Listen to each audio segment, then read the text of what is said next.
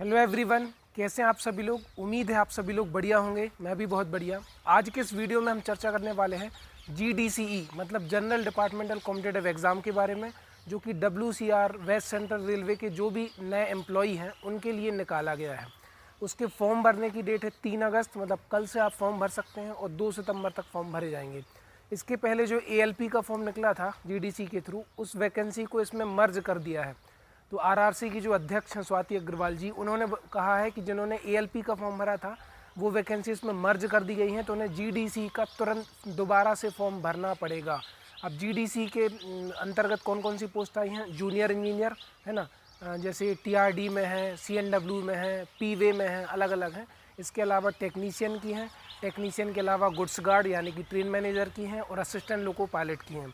अब बात आती है कि आपको कौन कौन सी पोस्ट की तैयारी करनी चाहिए। तो मेरे हिसाब से किसी भी एक एग्ज़ाम को टारगेट कर लो। अगर आपके पास टेक्निकल डिग्री नहीं है तो NTPC के थ्रू जो गुड्स गार्ड का पेपर होता है ट्रेन मैनेजर का, आप उसके लिए तैयारी करिए।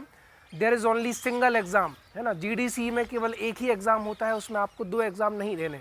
जबकि ओपन एग्ज़ाम में NTPC के थ्रू प्री होता है, फिर मेंस होता है, फिर मेडिकल होता है, फिर वेट मेरिट आती है, बहुत सारी चीज़ें होती हैं। इसमें केवल सिंगल एग्ज़ाम होगा। तो अगर आपके पास नॉन टेक्निकल डिग्री है तो आप गुड्स गार्ड ट्रेन मैनेजर का फॉर्म भरिए, ठीक है। या फिर आपके पास ITI वगैरह है, इंजीनियरिंग है, तो आप ALP का फॉर्म भरिए। या फिर 12th में आपके पास PCM है तो फिर टेक्नीशियन का फॉर्म आप भर सकते हैं, वो भी सिग्नल और टेलीकॉम 2 पोस्ट के लिए।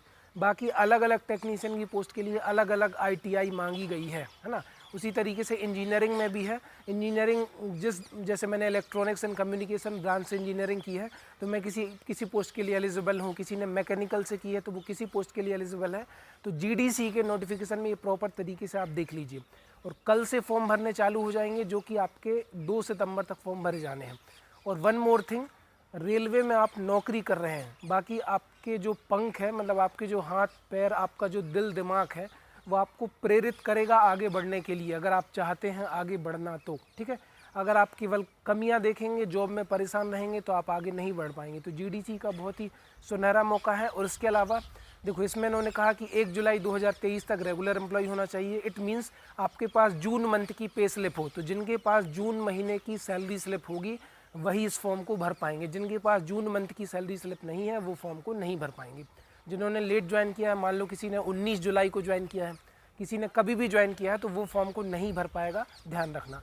जिनके पास जून मंथ की पे स्लिप है वही भर पाएगा। अब बात आती है तैयारी कैसे करें। तो बहुत सारे रिसोर्सेस हैं, टेक्स्ट बुक से आप टेस्ट लगा सकते हो, ठीक है। इसके अलावा वाईफाई स्टडी पे टेक्निकल कोर्स मिल जाएगा। नीरज सर भी पढ़ाते हैं साइंस वगैरह, SK झा सर पढ़ाते हैं, या फिर जितने भी टीचर हैं जो टेक्निकल पढ़ाते हैं उनका कंटेंट आप देखिए। या फिर जो ऑलरेडी JEE या किसी पोस्ट पर सेलेक्ट हुआ है उनसे किताब वगैरह पूछिए। और जैसे ही मैं अपनी तैयारी मैंने स्टार्ट कर दी है, और मैं अपनी तैयारी में जो भी बुक्स खरीदूंगा, जहाँ से मैं तैयारी करूँगा, तो वो उस पर एक प्रॉपर वीडियो बना के मैं डाल दूँगा। लेकिन सबसे पहला ये है कि आप अपने क्वालिफ़िकेशन के हिसाब से फॉर्म भरिए, और ये इस बात का ध्यान रखिए कि किस पोस्ट की मुझे तैयारी करनी है। अगर आपके पास नॉर्मल ग्रेजुएशन है, नॉन टेक्निकल ग्रेजुएशन है, तो आप गुड्स गार्ड ट्रेन मैनेजर का फॉर्म भरिए, बशर्ते आपका मेडिकल होना चाहिए। जैसे असिस्टेंट लोको पायलट के लिए A1 कैटेगरी का मेडिकल चाहिए, ठीक है। गुड्स गार्ड के लिए A2 कैटेगरी का मेडिकल चाहिए। इसके बाद टेक्नीशियन के लिए B1 कैटेगरी के मेडिकल चलते हैं। जूनियर इंजीनियर के लिए भी B1 कैटेगरी के मेडिकल चलते हैं, आप नोटिफिकेशन में देख सकते हैं, ठीक है। तो इतनी सारी चीज़ें लगेंगी।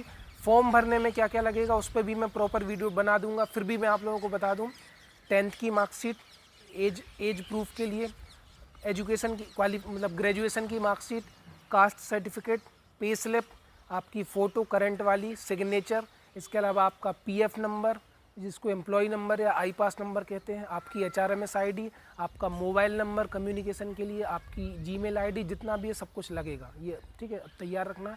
GDC का फॉर्म फ्री ऑफ कॉस्ट भरा जाता है, और इसमें केवल सिंगल एग्ज़ाम होना है, तो चांस बहुत ज़्यादा हैं आपके आगे बढ़ने के। तो डेफिनेटली जिनके पास जून मंथ की पे स्लिप है वो तैयारी करिए।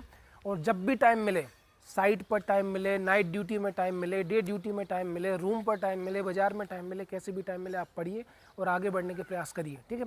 और खुद से मोटिवेट होते रहिए, पॉजिटिव लोगों के कांटेक्ट में रहिए, अच्छा सोचिए, तो डेफिनेटली आप GDC एग्ज़ाम को क्रैक कर लेंगे, ठीक है। और ये लास्ट नहीं है। अगर इनकेस यहाँ पर आपका कुछ नहीं भी हो पाया तो आप लाइफ में आगे बढ़ सकते हैं, बस आपके इरादे मजबूत होने चाहिए, पॉजिटिव होना चाहिए। तो आई होप आपको वीडियो पसंद आया होगा। अगर वीडियो पसंद आया तो ज़्यादा से ज़्यादा लोगों को शेयर करो। चैनल पर नया है तो चैनल को सब्सक्राइब करो, और इस तरह की यूज़फुल और इन्फॉर्मेटिव वीडियोज़ को पाने के लिए आप मेरे चैनल से जुड़ सकते हैं। थैंक यू सो मच, धन्यवाद, बाय।